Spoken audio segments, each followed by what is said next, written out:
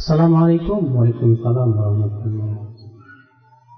Ustaz, apa bedanya nasib sama takdir? Nasib itu bahasa Indonesia, takdir itu bahasa Arab. Ya, nasib itu bagian dari takdir. Iya. Makanya apa? Kalau bapak nasibnya apes, semua itu dari takdir dari Allah. Kalau antum nasibnya lagi bagus, semua itu takdir dari Allah. Iya. Itu semua takdir dari Allah Subhanahu wa ta'ala, ketentuan. Apakah takdir bisa dirubah? Ya, apa yang dimaksud dengan takdir bisa dirubah? Kalau maksudnya kita berusaha untuk mencari takdir yang baik dengan usaha, na'am. Dengan doa, dengan usaha, ikhtiar, betul sekali. Kita sendiri yang harus merubah diri kita. Sebagaimana Allah berfirman, "Innallaha la yughayyiru ma biqaumin hatta yughayyiru ma bi anfusihim." Allah tidak akan merubah suatu kaum sampai mereka merubah dirinya sendiri. Betul sekali. Tapi kalau antum maksud pertanyaannya adalah takdir yang ada dalam Lauhul Mahfuz, apakah itu bisa berubah? Tidak. Kenapa? Karena ilmu Allah sempurna. Pak, kalau seorang presiden, seorang raja, peraturannya berubah-ubah terus, kenapa, Pak? Karena raja tidak tahu maslahat apa yang akan terjadi di masa depan. Ketika perubahan zaman, wah, peraturan kita udah nggak cocok, rubah lagi. Wah, kurang cocok, rubah lagi. Kenapa? Karena ilmu manusia terbatas. Sedangkan ilmu Allah tidak terbatas. Ilmu Allah sempurna.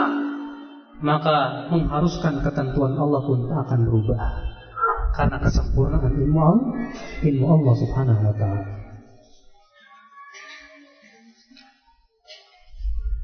Assalamualaikum, saya mau bertanya tentang sholat. Ini masalah fikih nih. Gimana, nggak usah kali ya? Nanti aja lah. Ustaz, kehilangan pekerjaan apa termasuk takdir? Ya jelas dong. Pak, memangnya ada sesuatu yang terjadi di dunia tanpa kehendak Allah? Kalau Bapak mengatakan bisa saja Allah tidak berkehendak, ternyata terjadi, berarti Anda sudah mengatakan Allah itu lemah. Makanya apa? Keyakinan orang Qadariyah, mereka mengatakan apa? Bahwa segala sesuatu terjadi bukan dengan kehendak Allah. Kalau Allah berkehendak terjadi, bisa jadi tidak terjadi, kata mereka. Musibah. Pernah, Pak, ada sebuah kisah yang sangat lucu sekali. Kisah ini terjadi pada seorang pentolan Mu'tazilah Qadariyah yang menolak takdir. Namanya Amr bin Ubaid. Bahwa ada seorang Arab Badui ya, datang kepada Amr bin Ubaid lalu berkata, "Wahai Amr, sesungguhnya unta saya dicuri. Tolonglah berdoa kepada Allah supaya unta saya dikembalikan." Lalu si Amr berdoa dengan keyakinannya yang sesat. Apa kata si Amr? "Ya Rabb, ya Allah, sesungguhnya unta orang ini dicuri dan engkau tidak berkehendak untuk dicuri. Maka kembalikan untanya kepada dia." Lalu orang Arab Badui berkata, "Kalau begitu saya tidak butuh kepada doamu, hai Amr." Si Amr bingung, loh, memangnya kenapa? Iya dong, kalau Allah tidak berkehendak untaku dicuri ternyata kecurian. Saya khawatir kalau Allah berkehendak untuk kembali ternyata tidak kembali. Jadi percuma, buat apa saya berdoa kepada Allah kalau begitu? Makanya orang Arab Badui lebih pintar daripada si Amr yang bodoh ini. Subhanallah, ya akal Islam, azani Allah wa yakum. Makanya ya, semua memang sudah takdir Allah. Hilangnya pekerjaan, semua takdir Allah. Kewajiban kita adalah cari pekerjaan. Pekerjaan banyak. Antum jangan kira pekerjaan cuma di kantor, Mas. Kita harus menurunkan ego kita dikit. Yang tadinya kerja di kantor, ya nggak apa-apa lah, sekarang jadi tukang bakso. Toh kerja juga, kerjakan banyak. Daripada antum nyuri, daripada antum korupsi, mendingan antum cariin kaleng-kaleng bekas dijual. Itu lebih baik dan halal. Iya. Makanya orang yang beriman kepada takdir itu dia tidak akan mencari rezeki yang haram. Kenapa? Karena takdir Allah itu luas, rezeki Allah itu luas, dan setiap makhluk itu sudah ditentukan rezekinya masing-masing. Ya, makanya kata Rasulullah apa? Ya, janganlah seorang hamba, kata Rasulullah apa? Merasa mencari. Janganlah rezeki yang terlambat datang menyebabkan si hamba mencari dari rezeki yang tidak halal. Kenapa? Karena ya akal Islam azani Allah, rezeki itu sudah ditakdirkan oleh Allah segala sesuatunya. Sabar, insya Allah dengan kesabaran kita Allah akan berikan keberkahan dalam rezeki kita. Ya. Dan apa Ustaz yang harus kita lakukan ketika datang keputusasaan? Kenapa Anda putus asa? Itu akibat dari Anda kurang beriman kepada takdir. Kenapa Anda harus berputus asa? Seakan-akan Anda berkata bahwasanya Allah tidak lagi memperhatikan Anda. La ilaha illallah. Anda putus asa itu akibat Anda suudzon kepada Allah Subhanahu wa taala. Kalaulah Anda berbaik sangka kepada Allah dan beriman kepada takdir, Anda tidak akan berputus asa kepada Allah Subhanahu wa taala. Makanya Allah berfirman apa? Innahu la yai'asu min rauhillah illa al-qaumul kafirun. Ya, sesungguhnya tidak ada yang berputus asa dari rahmat Allah kecuali orang-orang yang kafir. Yang kafir kepada apa? Kepada ketentuan Allah Subhanahu wa taala. Jadi buat apa putus asa? Kata Rasulullah, lan tamuta nafsun hatta tastawfiya rizqah. Hatta ya, suatu jiwa tidak akan mati, tidak akan meninggal sampai rezekinya habis. Berarti selama dia masih hidup, rezekinya tidak akan pernah habis. Yakin, Pak? Jadi buat apa berputus asa?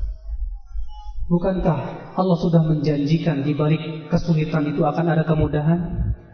Allah berfirman, inna ma'al usri yusran. Sesungguhnya bersama kesulitan akan ada ya kemudahan. Maka ketika Anda bertakwa, itu akan memberikan jalan keluar yang terbaik. Anda berputus asa, lawanlah dengan takwa. Karena Allah sudah berjanji, wa may yattaqillah yaj'al lahu makhraja wa yarzuqhu min haitsu la yahtasib. Siapa yang bertakwa kepada Allah, Allah akan memberikan jalan keluar buat dia dan diberikan rezeki dari arah yang tidak disangka-sangka. Iya, yakin Pak. Barangkali Allah ingin menguji dulu sekarang ini. Setelah Allah ingin melihat bagaimana kesabaran Anda, baru Allah akan berikan kepada Anda kemudahan demi kemudahan. Saya punya ada seorang ikhwah Pak. Dia ketika sudah mulai ngaji berjenggot, rupanya kehilangan pekerjaan. Sementara dia punya anak, punya istri yang harus dia apa? Nafkahi. Sudah 100 perusahaan dia masukkan lamaran, ditolak gara-gara jenggot. Setiap perusahaan nolak gara-gara jenggot. Gara-gara jenggot. Setahun sudah lewat. Sementara ya tabungan dia sudah mulai menipis. Kesabaran pun sudah mulai menipis. Akhirnya dia putuskan, kalau gitu, kalau gara-gara ini saya cukur aja lah. Sudah mulai habis kesabaran dia. Iya. Akhirnya suatu hari dia sudah bertekad bulat untuk mencukur jenggotnya. Dia ambil pisau silet, kemudian tiba-tiba telepon berdering, ring. Ini maaf Pak Bapak ini bukan? Iya. Maaf, saya dari manajer personalia perusahaan ini, berharap Bapak bisa datang. Baik Pak, di hari itu juga diterima. Alhamdulillah selamat Pak. Diterima, cuman gajinya 300.000 per bulan. Dia bilang udah nggak apa-apa. Akhirnya dia kerja dengan ditekuni walaupun 300.000 per bulan. Rupanya dalam jangka 3 bulan langsung naik gajinya. Dalam jangka 2 tahun dia langsung sudah jadi supervisor. Kenapa? Karena profesional ternyata kerjanya. Lihat Pak, ya. Hasil dari kesabaran dia ada memberikan apa? Membuahkan hasil. Makanya Pak, sabar. Jangan kamu kira kalau orang sabar itu tidak ditolong oleh Allah. Jangan Anda katakan sampai kapan saya bersabar? Lah, Allah berfirman, Innallaha ma'as sabirin. Sesungguhnya Allah bersama orang-orang yang bersabar. Ada teman saya lagi di sana Jakarta cerita ke saya, Ustaz, saya putuskan untuk keluar dari bank. Gimana lagi saya daripada makan yang haram? Dan dia kerja di Bank Mandiri sudah general manager, GM. Bayangkan Pak, GM. Iya. Mungkin kalau antum tahu GM di Mandiri berapa gajinya Pak per bulan. Belum lagi fasilitas yang dijanjikan luar biasa. Tapi ketika ia mendengar tentang, dia baru ngaji, mendengar riba haram, Masya Allah. Tapi di balik orang ini ada orang yang luar biasa, istri dia. Apa kata istrinya? Mas, sudahlah Mas, kamu jangan khawatir tentang saya dan anak. Daripada kita makan yang haram terus Mas, saya bersedia deh makan gak apa-apa setiap hari pakai tempe. Yang penting kita keluar, selamatkan kita dari api neraka Mas. Rupanya istrinya solehat Pak. Itu yang memberikan kekuatan suaminya. Akhirnya dia keluar tanpa pesangon sama sekali. Sebab kalau biasanya orang kan nungguin pesangon dulu. Akhirnya dia keluar tanpa pesangon. Gak ada pesangon sama sekali. Dia cerita ke saya, dan saya kenal dekat sama orang. Saya Ustaz, ya, pertama kali saya keluar berat. Saya akhirnya coba cari. Ya kebetulan saya punya ada kemampuan. Dulu pernah jadi kontraktor tadi ya. Akhirnya saya jadi kontraktor, ngumpulin lagi teman-teman saya yang dulu kerja sama saya. Akhirnya saya kerja dan sedikit-sedikit. Ya alhamdulillah lah Ustaz. Kalau dulu per bulan bisa 60 juta lebih, sekarang cuma 2 juta. Masya Allah. Berat Pak ya? Iya Ustaz, berat, tapi gak apa-apa, ini halal kok. Saya kagum sama dia. Saya merasa saya ini gak ada apa-apanya imannya sama dia. Bayangkan kalau saya seperti dia, saya belum tentu kuat seperti dia Pak. Tapi dia luar biasa. Dari dukungan istri yang solehah. Tapi alhamdulillah sekarang mulai omzetnya menanjak karena kesabaran. Masya Allah banyak. Makanya kita jangan putus asa Pak. Jangan kamu kira bahwa yang memberikan rezeki kamu itu bank. Jangan. Allah yang memberikan rezeki. Mungkin sekarang kita susah dulu hidup kita, Allah ingin uji. Ada lagi Pak, ikhwan kita Pak, setelah diceritain gak ya? Takutnya malah bikin putus asa lagi. Nggak usah ceritain ya. Ada lagi kisah lain, banyak deh kisah-kisah yang Masya Allah kalau ditulis dalam sebuah buku Pak, tentang kisah-kisah teman-teman kita luar biasa Pak, Masya Allah. Ya, kisah gak apa-apa saya ceritakan, tapi mudah-mudahan ini mengambil ibroh. Yang dia baru meninggal kemarin. Dia pekerja di bank. Setelah dia ngaji di bank, kaji sunnah, dia merasa hatinya tidak tenang dengan pekerjaan di bank, karena tahu ternyata haram. Akhirnya, padahal dia baru masuk Islam loh, mu'alaf, baru masuk Islam.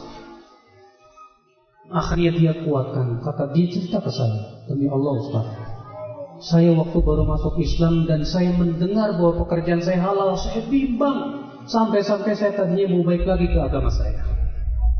Tapi saya terus minta kepada Allah kekuatan. Akhirnya dia pun tinggalkan bank itu. Ditinggalkan. Tapi setelah ditinggalkan bank, ternyata musibah terus menimpa dia. Dia terkena kanker ganas. Ya. Akhirnya habis rumahnya buat berobat. Ini buat habis berobat. Mobilnya dijual, semua habis buat berobat. Terakhir kali ketemu saya. Dia senyum aja sama saya. Ya, kata dia, Ustaz, alhamdulillah, kata dia, Allah berikan kepada saya penyakit. Akhirnya harta riba saya ludes. Rumah saya miliki dari harta riba. Mobil saya miliki dari harta riba. Semua yang saya miliki dari harta riba. Gara-gara penyakit ini ludes harta riba saya. Saya sudah nggak punya lagi harta riba. Cuman saya, yang berat ini penyakit saya nih Ustaz. Sudah berbagai macam obat, sulit sekali. Kata saya, sabar aku. Mudah-mudahan itu kebaikan buat kamu.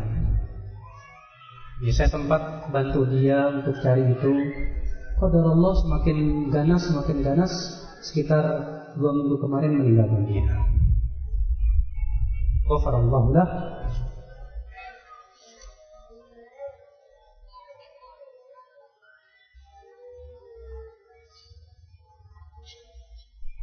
Apa ciri-cirinya bahwa satu takdir itu datangnya dari Allah? Loh, memang ada yang takdir bukan datang dari Allah ya Mas ya? Ya semua takdir dari Allah Pak Mas. Ya. Nggak ada takdir yang datangnya dari setan, nggak ada Pak. Semua sudah ditakdirkan oleh Allah. Semua dengan kehendak Allah, yang baik maupun yang buruk semuanya tak lepas dari kehendak Allah Subhanahu wa taala. Ya. Apakah takdir juga menimpa suatu negara seperti Palestina, Suriah? Pak, kalau Bapak bertanya kepada saya, kenapa seperti itu? Jangan Anda dan jangan kita katakan ini salah Allah, tidak. Tapi itu semua salah kaum muslimin juga. Semua akibat dosa-dosa kita. Tidaklah Allah menimpakan suatu azab atau suatu musibah kepada suatu negara. Itu akibat daripada dosa-dosa mereka juga. Barangkali Allah timpakan itu untuk menghapus dosa-dosa mereka. Sudah saya sebutkan tadi hadisnya. Inna ummati ummatun marhumah. Sesungguhnya umatku, umat yang disayangi oleh Allah. Umat yang disayangi oleh Allah. Laisa laha adzabun fid dunya. Mereka tidak diazab di dunia ini, di akhirat nanti. Innama adzabu fid dunya. Tapi azabnya di dunia dengan cara apa? Bil qatli, dengan dibunuh. Wazzalazil, diberikan apa? Gempa bumi. Wal fitani, dan fitnah dan ujian. Makanya kalau misalnya di sana kok disiksa, kasihan, cari tanya. Antum yang tahu Palestina. Antum jangan kira Palestina itu seperti yang seakan-akan yang kita gambarkan. Bersih dari itu. Di sana banyak barbar, tempat maksiat, Bapak. Orang-orang Palestina, tanyakan kepada mereka yang pernah tinggal di Palestina dan pernah pergi ke Palestina. Kita tidak tahu, bukannya kita mau berpangku tangan, tidak. Kita membantu saudara-saudara kita, tapi kita harus yakin bahwasanya tidaklah musibah yang Allah ujikan atau timpakan kepada suatu bangsa kecuali itu semua akibat dosa-dosa mereka. Akibat apa? Ya dosa-dosa mereka. Makanya Pak, dosa mendatangkan azab dari Allah. Sebagaimana bid'ah, kesyirikan, khurafat mendatangkan azab dari kita. Tidak tahu bangsa Indonesia ini. Nikmat banyak sekali di Indonesia, tapi kesyirikan, perdukunan. Ya, mungkin Allah masih sayang karena adanya orang-orang yang masih bertaubat kepadanya. Masih ada orang-orang yang istighfar kepada Allah. Dan Allah mengatakan, wa ma kana Allahu mu'adzibahum wa hum yastaghfirun. Allah tidak akan mengadab suatu kaum selama mereka masih istighfar kepada Allah. Mungkin masih banyak yang istighfar kepada Allah sehingga Allah masih menahan adabnya.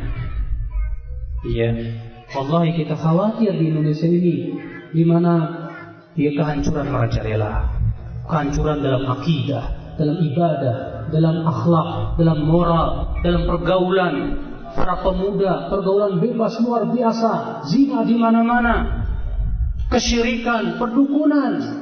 La ilaha illallah. Makanya kita khawatir Bapak sekalian.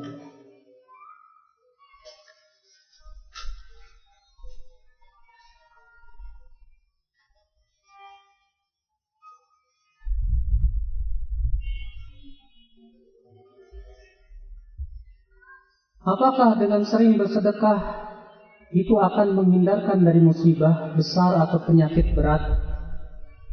Betul memang, sedekah itu diantara janji Allah untuk orang yang sedekah, insya Allah Allah akan sembuhkan penyakitnya. Ada sebuah hadis yang dihasankan oleh Syekh Al-Albani rahimahullah dengan lafaz dawau mardakum bis-shadaqah. Obatilah orang-orang sakit di antara kalian dengan cara bersedekah. Dan Imam Ibnu Al-Mundhiri dalam kitab Sahih Targhib wa Tarhib menyebutkan sebuah kisah yang disahihkan oleh Syekh Al-Albani yang menimpa seorang ulama besar yang bernama Al-Imam Al-Hakim Abu Abdillah An-Nisaburi, penulis kitab Al-Mustadrak, bahwa pernah Abu Abdillah Al-Hakim terkena penyakit koreng di wajahnya, dan dia sudah berusaha mencari tabib ke sana kemari, ternyata tidak ada yang manjur obatnya. Akhirnya ketika beliau sedang dalam perjalanan pelajaran hadis, sedang beliau ngajar hadis, karena beliau kan seorang ahli hadis dan ulama hadis terkemuka di zamannya.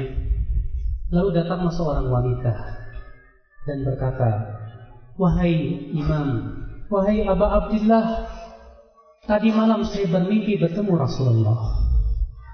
Lalu Rasulullah tersenyum kepadaku, lalu berkata, sampaikan surat ini untuk Abu Abdillah Al-Hakim. Lalu aku bangun dan ternyata surat itu ada di dekat tanganku. Lalu aku bawa surat ini, hai Abu Abdillah, ini surat yang aku bermimpi langsung bertemu dengan Rasulullah." Lalu dibaca oleh Abu Abdillah Hakim. Ternyata apa? Wahai Abu Abdillah, hendaklah kamu menggali sumur dan wakafkan airnya untuk masyarakat. Lalu dia pun, Abu Abdillah Al-Hakim pun segera menggalikan sumur dan airnya diwakafkan untuk masyarakat. Seminggu kemudian korengnya hilang sama sekali, tak memberikan bekas. Masya Allah, ini cerita apa? Dan kisahnya disahihkan oleh Syekh Al-Albani, dan antum bisa rujuk dalam kitab Sahih ya Targhib wa Tarhib. Itu ini benar.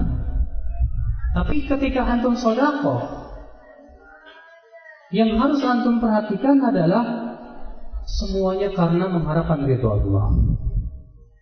Jangan yang terbesar adalah antum mengharapkan kesembuhan sakit. Sebab kalau antum sedekah mengharapkan kesembuhan sakit, berarti antum sudah kehilangan pahala. Jangan. Sebab apa? Itu semua janji, dan janji itu tidak perlu diniatkan. Kalau antum ikhlas karena Allah, apakah berarti Allah tidak akan memenuhi janjinya? Ya tetap Allah akan penuhi janjinya. Makanya berarti kita tidak perlu meniatkan ya dalam sedekah kita mengharapkan dunia. Jangan.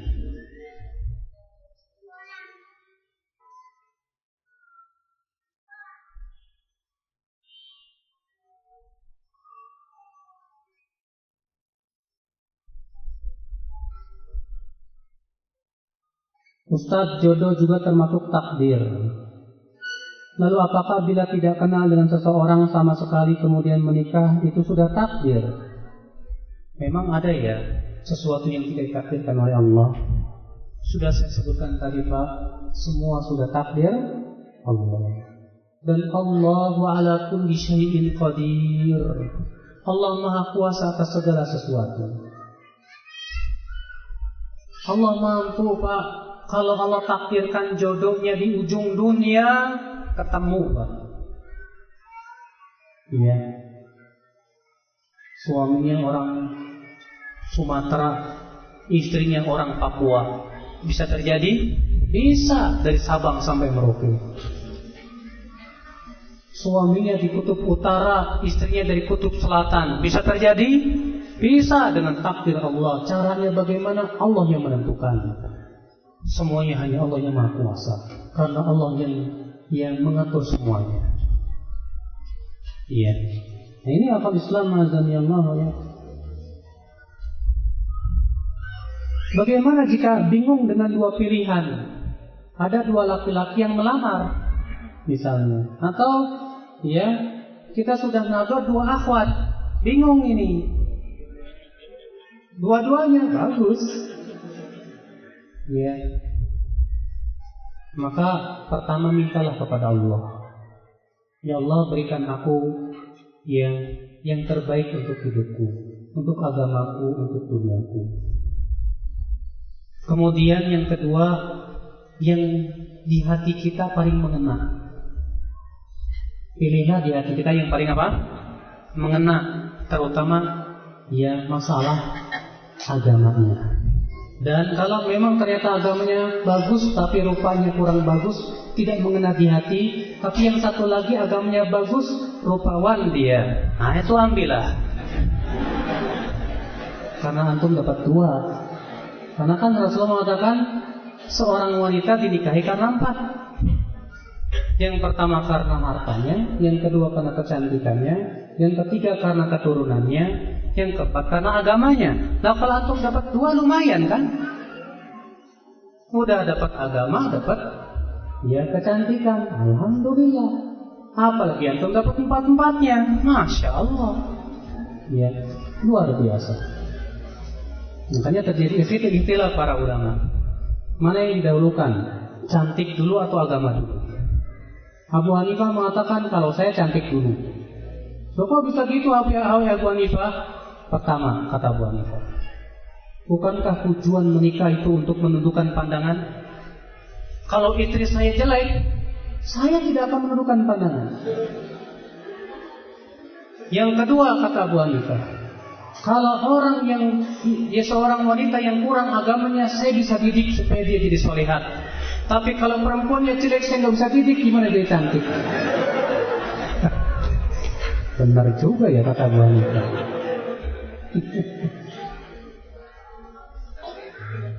Ya silahkan aja Pak, cuman jangan terlalu apa? Susah, pengennya kayak bintang film, ngaca dong. Antum wajahnya 6 ke bawah, pengen dapat perempuan 8 ke atas. Waduh, Pak. Iya. Apakah Allah sudah menakdirkan seseorang masuk neraka dari semenjak lahirnya? Ya. Loh, kok bisa begitu? Kalau begitu Allah kejam? Tidak. Allah adil. Lalu kenapa dia masuk neraka? Karena Allah tahu dia akan berbuat kekafiran dan sudah tahu itu benar, sudah tegak padanya hujah. Iya, Allah Maha tahu. Kenapa? Kalau begitu buat apa kita beramal? Apa urusan kamu dengan itu? Kewajiban kita cuma beramal, selesai. Pak, kita ini tidak pernah diperintahkan untuk memikirkan takdir. Capek mikirin takdir, Pak. Karena kita tidak pernah diberitahu oleh siapapun, kamu masuk neraka. Nggak pernah diberitahu. Apa pernah ada malaikat datang, Mas, tadi saya lihat di Lauhul Mahfuz kamu di neraka? Nggak ada, Pak. Karena kita tidak tahu, buat apa memikirkan sesuatu yang kita tidak tahu? Bodoh namanya. Orang yang pintar itu adalah yang berusaha, dan dia yakin bahwa Allah tidak akan menyia-nyiakan dirinya. Yang penting dia usaha, sungguh-sungguh kerja keras, Sebagaimana antum cari duit, tak pernah antum berkata, saya ditakdirkan miskin, kalau begitu saya buat apa? Dari mana anda tahu? Yang penting saya usaha cari duit. Demikian pula kita usaha, dan Allah tidak akan pernah menyia-nyiakan orang yang bersungguh-sungguh. Yakinlah itu, Pak. Makanya ya orang yang tenggelam mikirin takdir aja, ujung-ujungnya sesat. Orang yang tenggelam mikirin takdir aja, pasti akan menjadi orang gila. Iya, rusak jadinya, Pak. Buat apa? Makanya kita tidak diperintahkan untuk memikirkan takdir.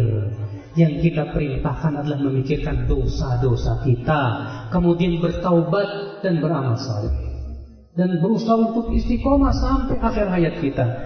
Itu, Pak. Dan jauhi hal-hal yang menyebabkan kita tidak bisa istiqomah dalam kehidupan. Iya. Bagaimana ya Ustaz biar kita tidak mengeluh? Memang butuh kepada kekuatan jiwa, Pak. Kekuatan dan keyakinan kepada Allah Tabaraka wa Ta'ala. Sebab kalau keyakinan kita kepada Allah kurang, biasanya mengeluh kepada manusia semakin banyak. Aduh, saya ini gini, aduh ini, seakan-akan dia tidak ridho dengan takdir Allah Subhanahu wa Ta'ala. Seakan-akan kalau dia mengeluh kepada Allah, Allah tidak akan mendengar keluhannya. Seakan-akan Allah tidak mendengar apa yang dia ucapkan. La ilaha illallah. Orang ini sudah berburuk sangka kepada Allah. Kalau dia berbaik sangka kepada Allah dan yakin bahwasanya semua perkara urusan di tangan Allah, dan bahwasanya yang bisa mengangkat kesusahannya hanya Allah, buat apa kalau begitu dia mengadukan kepada manusia? Ya. Na'am ya akhwal Islam azanillahu wa iyyakum.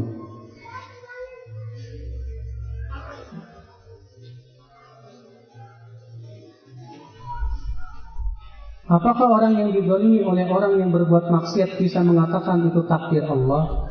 Bapak dizalimi, iya memang itu takdir. Tapi kalau Bapak mampu untuk melaporkan orang yang menzalimi Bapak, silakan laporkan kepada yang berwenang. Tapi kalau Bapak mau memaafkan, luar biasa. Iya. Karena orang yang memaafkan itulah orang-orang yang memang berjiwa besar. Bukan berarti tidak boleh kita melaporkan kezaliman orang kepada orang yang mampu untuk menegakkan keadilan. Tidak masalah. Kecuali kalau memang kita tidak ada yang bisa kita laporkan. Kita dizalimi dan kita lemah. Kepada siapa lagi kita melaporkan? Lapor ke polisi, tidak digubris. Lapor ke ini, tidak diindahkan. Akhirnya hanya kepada Allah. Dan kita akan memohon kepada Allah agar Allah memberikan kepada dia kesabaran. Karena sesungguhnya doa orang yang dizalimi tidak akan pernah tidak akan diijabah. Pasti diijabah. Sebagaimana disebutkan dalam hadis bahwa doa orang yang dizalimi itu akan diarak oleh awan. Lalu Allah berfirman, "Bi'izzati wa jalali la ansurannaki walau ba'da hin." Demi keperkasaan dan kemuliaanku, aku akan bela kamu walaupun setelah beberapa waktu. Orang yang dizalimi pasti ditolong oleh Allah Subhanahu wa Ta'ala. Ya, tapi ketika kita sabar, Pak. Kata Rasulullah, "Wa ma dzulima 'abdun bimadlamatin fasabaru 'alaiha." Tidaklah seorang hamba dizalimi dengan kezaliman lalu ia sabar menghadapinya, kecuali Allah akan angkat kemuliaannya.